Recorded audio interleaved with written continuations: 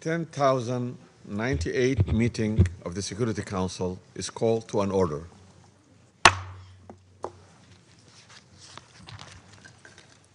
The provisional agenda for this meeting is the situation in Middle East, including the Palestinian question.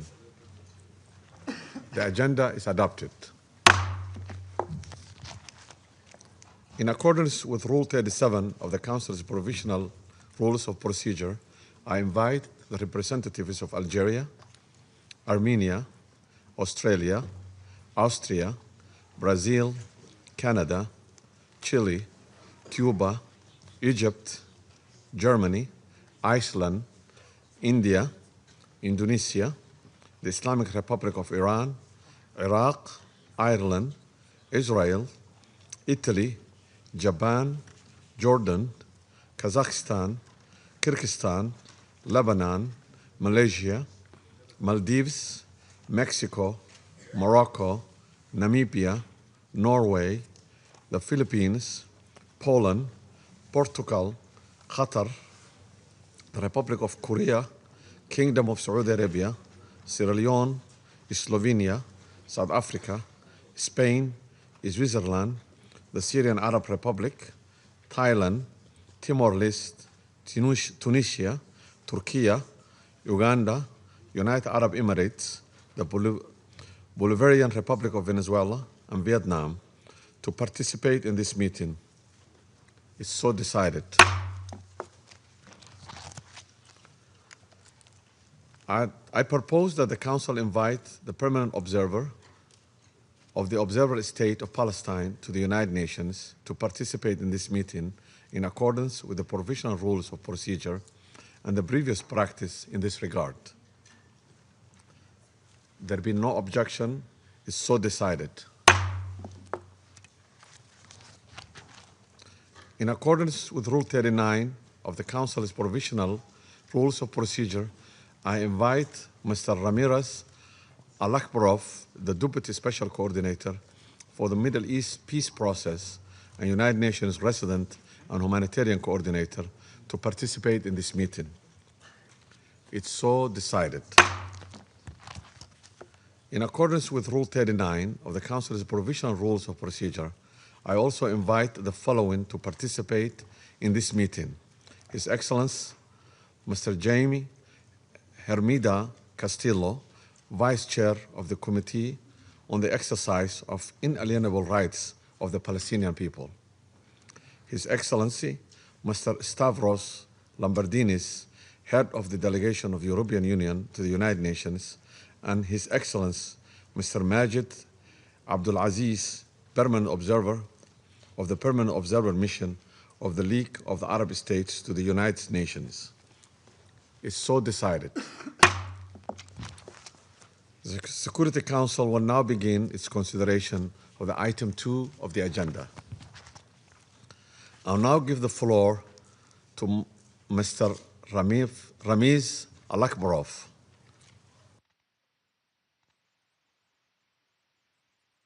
Thank you very much. Mr. President, Excellencies, I brief you today at the moment of both profound opportunity and considerable risk. In front of us, we see a potential turning point for Gaza, a genuine chance for a better future. But many uncertainties remain. In parallel, we also see a continued unraveling in the occupied West Bank and a region mired in tension. The announced start of the second phase of the President Trump's 20-point plan, comprehensive plan, is a critical step in consolidating the ceasefire in Gaza, alongside the establishment of subsidiary bodies of the Board of Peace, including the National Committee for the Administration of Gaza and the Office of the High Representative for Gaza. I have just returned from Cairo, where I met with the National Committee for the Administration of Gaza to discuss how the United Nations can best support the committee's effort to provide critical public services, facilitate humanitarian aid, and lay the groundwork for reconstruction in Gaza, in line with the UN Security Council Resolution 2803. The task at hand is monumental. It requires full coordination among all stakeholders, taking into account the existing systems and capacities. The United Nations stands ready to support the committee and the Palestinians in Gaza as they start the arduous work of rebuilding. I welcome the recovery of the last hostage in Gaza, and I'm relieved that they have been returned to Israel for burial. I extend my condolences to the family of Ran Gvili. With all hostages returned, I hope that the process of healing for the families of all of those affected may begin. Implementation of the next phase of the comprehensive plan must advance in good faith. I'm encouraged by Israel's announcement on 25th January that Rafah crossing will open to pedestrian movements in both directions. Demilitarization of the Gaza Strip is essential to enable conditions and security arrangements that are urgently required to facilitate the work of the National Committee across the entire Strip. Mr. President, my last visit to Gaza affirmed one truth. The people in Gaza are ready and eager to lead the way to a better, more stable future. Less than 2 weeks ago, amidst enormous misery and pain, I witnessed inspiring resilience and hope. Youths taking their exams and excelling in the most difficult of circumstances. Farmers who are unable to import seeds, but still finding ways to plant greenhouses repaired with makeshift materials, and small business owners devising ingenious solutions when faced with scarce materials and a devastated market. Such efforts are being replicated across Gaza. They deserve our support.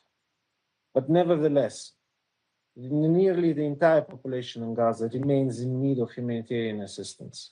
Heavy rainfall and cold temperatures has exacerbated the suffering of more than 1.5 million displaced Palestinians in Gaza, who had little or no means to seek safe shelter. I heard firsthand how families sat vigil through the night just trying to hold down the four corners of their tents. I saw a little girl carrying heavy stones just to prevent her shelter from blowing away in the wind. I don't know her age, but she looked to me being just 4-year-old. The shelter response has suffered from restrictions for the entry of vital materials and technical expertise. As a result, shelter sites in Gaza do not meet the scale of the needs or international standards. Transitional shelter sites must provide access to much needed essential services. Above all, they must be voluntary and dignified and in line with humanitarian principles. The support of all stakeholders is needed. Mr. President, across all sectors, humanitarian actors are still unable to operate at scale in Gaza.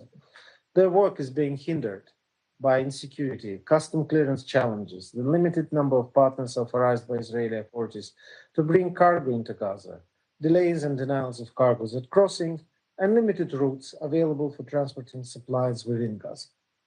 While the Jordan corridor remains a humanitarian lifeline, current volumes entering Gaza through back-to-back arrangements represent only a fraction of what was previously achieved when the direct route was operational.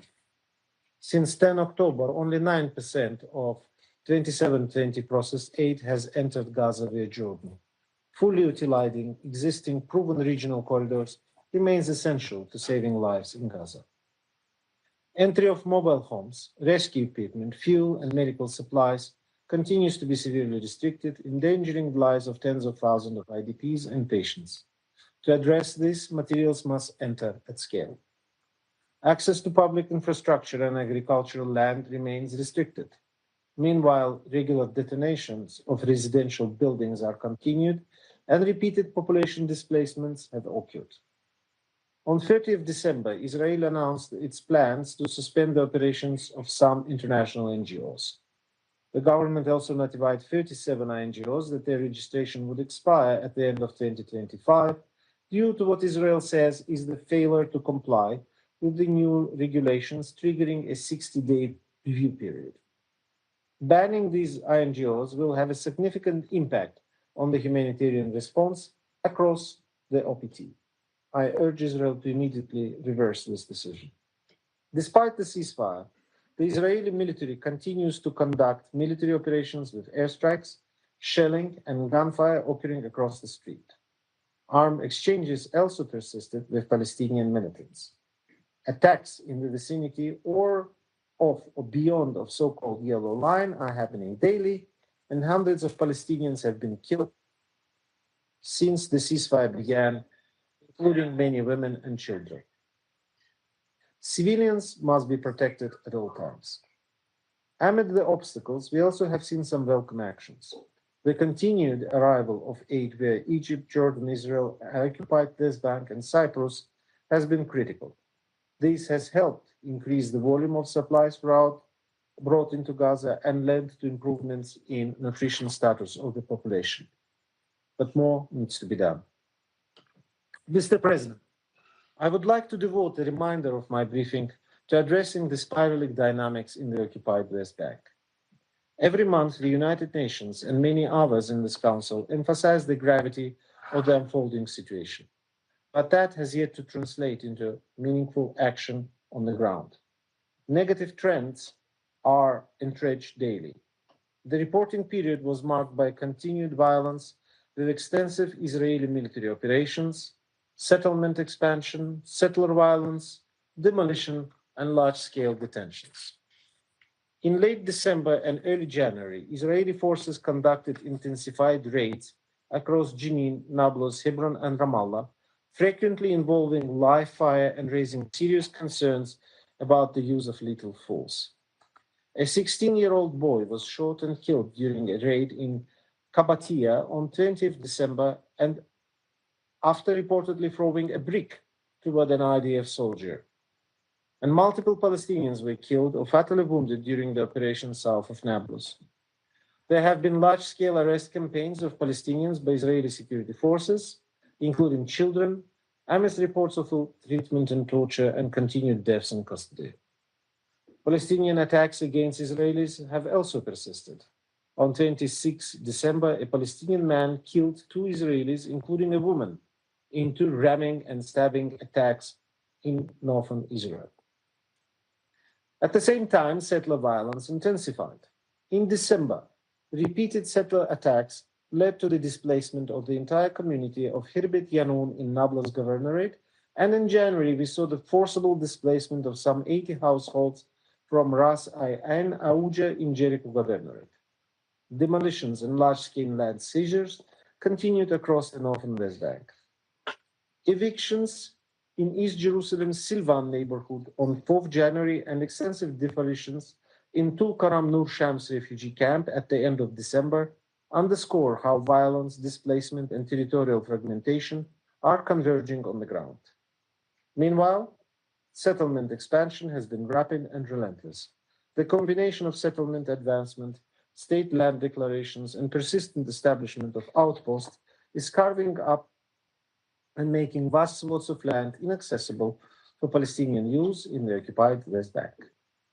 During the reporting period, approximately 1,860 housing units were advanced in the Area C. This includes 120 housing units at Sanur, a settlement that was evacuated in 2005. Additionally, 2,850 housing units were advanced in East Jerusalem.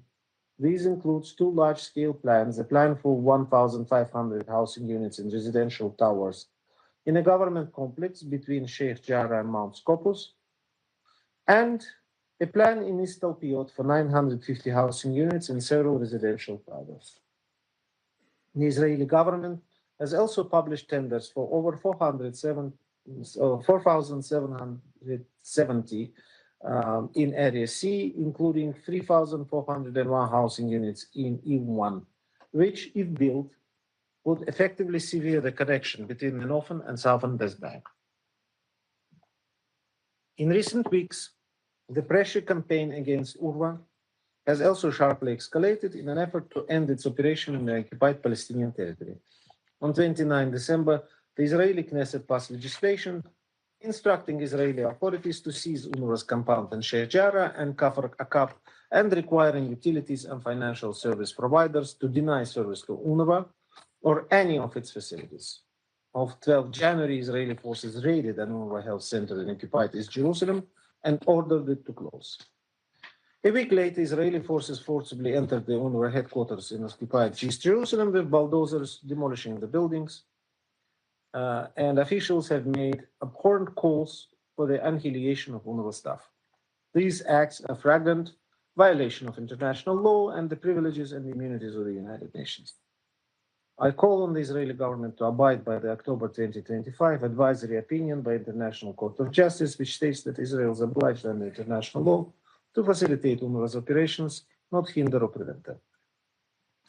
Despite significant increases in international support in 2025, the unilateral withholding by Israel of all Palestinian clearance revenues continues. The Palestinian Authority continues to face the growing fiscal crisis resulting in partial payment of civil servant salaries and a reduction in services. Nearly $2.5 billion of clearance revenues remains withheld by Israel. Mr. President, Israeli government policies have facilitated a number of destructive trends: rapid settlement expansion and its related infrastructure, the creation and legalization of outposts, widespread demolitions and displacements, state land declarations, deepening movement and access restrictions, and expansion of municipal boundaries. Persistent and extreme settlers' violence, frequently accompanied or supported by Israeli security forces, continues to inflame tensions, forcibly displace Palestinians, and exacerbate instability. The consequences have been severe, deepening the occupation, fragmenting Palestinian space, and strengthened territorial contiguity for settlement. And ultimately, these steps are further undermining the prospects for peace and the establishment of a two-state solution. Unless urgently addressed, they may also jeopardize progress on implementing the second phase of the ceasefire agreement.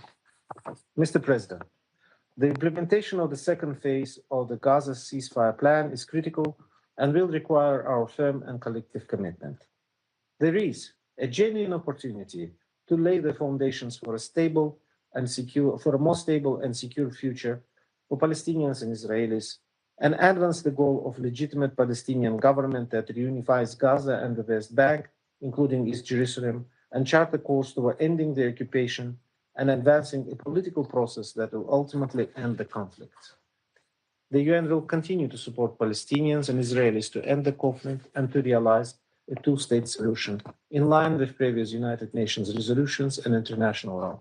Mr. President, I thank you and this Council for your attention.